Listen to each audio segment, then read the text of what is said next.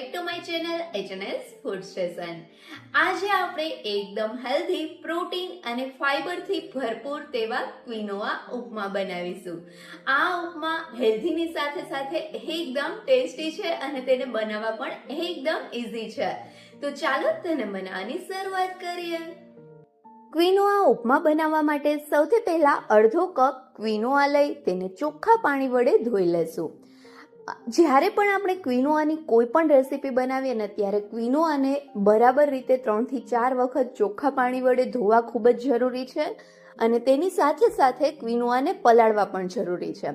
તો ક્વિનોઆને ધોઈ લીધા પછી તેમાં જરૂર પ્રમાણે પાણી ઉમેરીને આ ક્વિનોઆને અડધી કલાકથી 2 કલાક તમારી પાસે જેટલો ટાઈમ હોય તે ટાઈમ પ્રમાણે તમે પલાળી શકો છો. અહીંયા મેં ક્વિનોઆને અંદાજિત કલાક જેવા પલાળ્યા છે.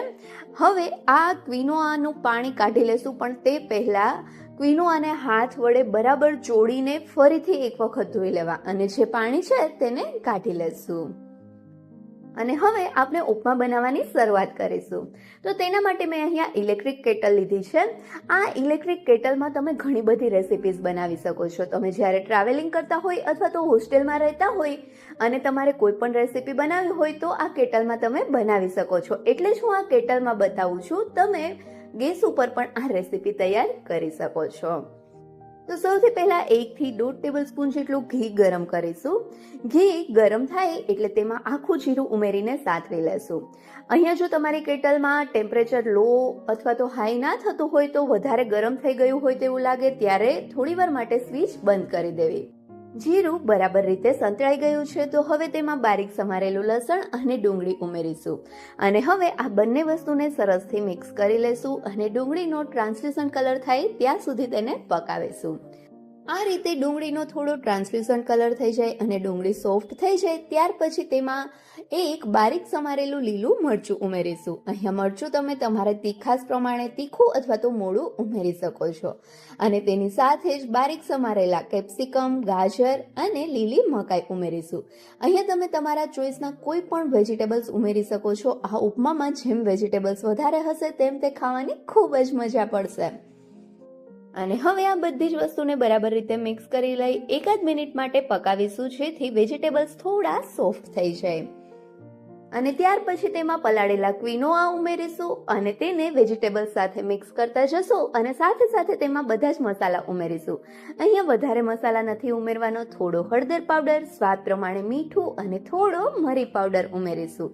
અહીંયા જો તમારે વધારે કંઈ ફ્લેવરફુલ ક્વિનોઆને કરવું હોય તો તમારા મનપસંદ કોઈ પણ મસાલા પણ ઉમેરી શકો છો. અને હવે આ બધી જ વસ્તુને બરાબર રીતે મિક્સ કરી લઈ ફરીથી 1 મિનિટ માટે બધી જ વસ્તુને સાતડીશું. આ ક્વિનોઆ બનાવતી વખતે એ વાતનું ખાસ ધ્યાન રાખવું કે આપણે આખી પ્રોસેસ ગેસની મીડિયમ ફ્લેમ અથવા તો મીડિયમ હીટ ઉપર જ કરવાની છે. જો હીટ વધુ થઈ ગઈ હોય તેવું લાગે તો વચ્ચે થોડી વાર માટે સ્વિચ ઓફ કરી દેવી. હવે ઉપમા તૈયાર કરવા માટે તેમાં 1.5 કપ પાણી ઉમેરીશું. અહીંયા આપણે અડધો કપ ક્વિનોઆ લીધો છે તેની સાથે 1.5 કપ પાણી ઉમેર્યું છે એટલે કે 3 ગણું પાણી ઉમેર્યું છે.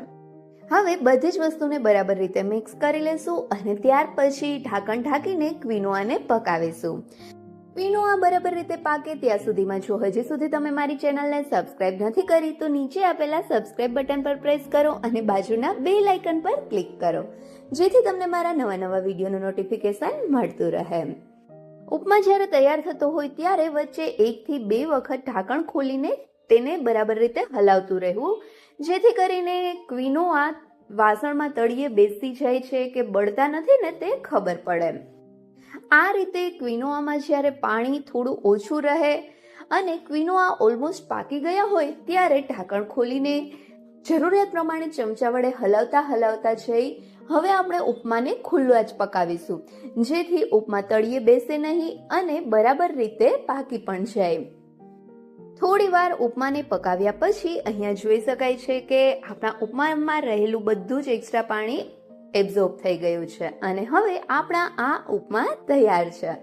તો હવે ગેસની ફ્લેમ અથવા તો કેટલની સ્વિચ બંધ કરી દેશું અને આ તૈયાર થયેલા ગરમા ગરમ એકદમ હેલ્ધી અને ટેસ્ટી ઉપમાને સર્વિંગ પ્લેટમાં લઈ તમારા મનપસંદ કોઈ પણ સલાડ સાથે સર્વ કરીશું અને સર્વ કરતા સમયે તેમાં ઉપરથી તમે થોડો લીંબુનો રસ પણ ઉમેરી શકો છો.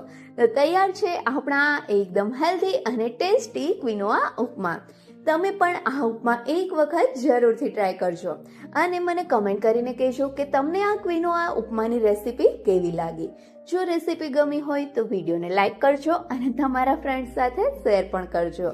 અને હા, મારી ચેનલને સબસ્ક્રાઈબ કરવાનું ભૂલતા નહીં. Thank you so much.